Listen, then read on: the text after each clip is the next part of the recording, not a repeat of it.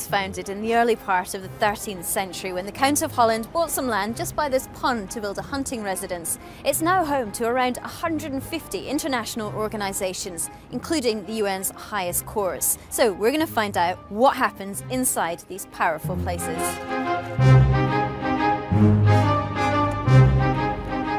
This might look like a pretty dull and uninspiring building, but in fact it's one of the most important instruments in international justice in the world.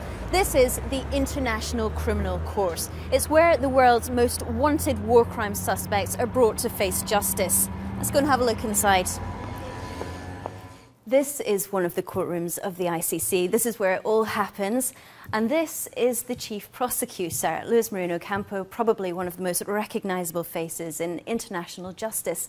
What is so important about the ICC? What makes this different from other courts in The Hague? The courtroom is normal. Will be similar to many other courtrooms. The difference is not what happened here. The difference is how this influenced the world. Because basically, the judges here, rulings, when they rule, 121 states had to follow. And then the leaders of the states will know that if they commit massive atrocities, they have no impunity. So they will not do it. It's not just for the past, it's for the future.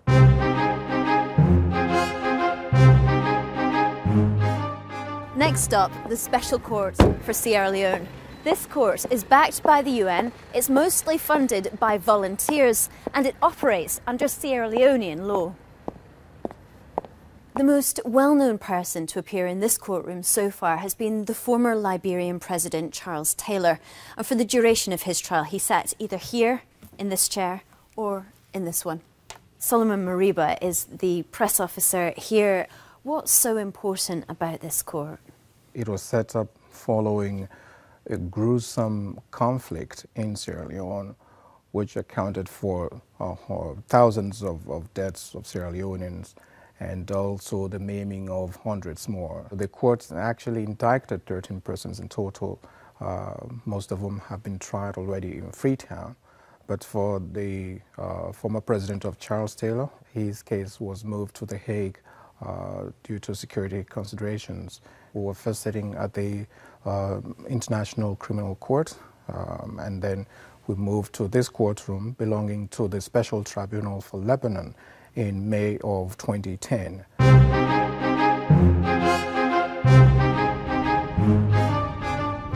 So from the ultra-modern to the totally traditional, we're now off to check out one of The Hague's most historic courts.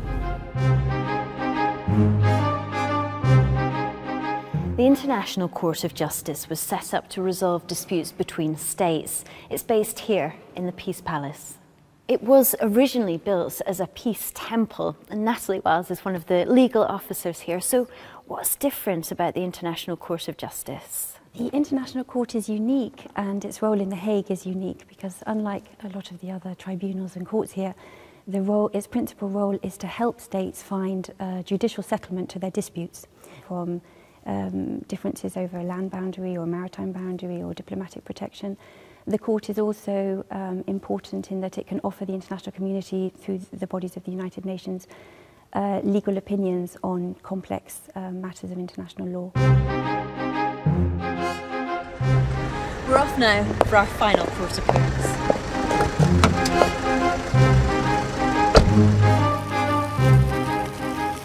This used to be an insurance building, but now it's home to the International Criminal Tribunal for the former Yugoslavia.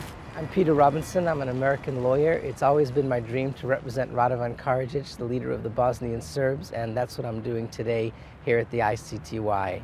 When I put on my robe, I feel like Superman. It's my job to make sure he gets a fair trial, to protect his rights, and to fight for that every day in this courtroom here at the ICTY. And what is the purpose, the overall purpose of the ICTY? The purpose of the ICTY is to bring to justice the people that they think are most responsible for the conflict in the former Yugoslavia.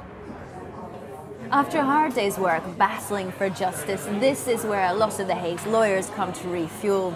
And even though the city might be dominated by those international organisations, you can still find a good slice of Dutch life if you look hard enough.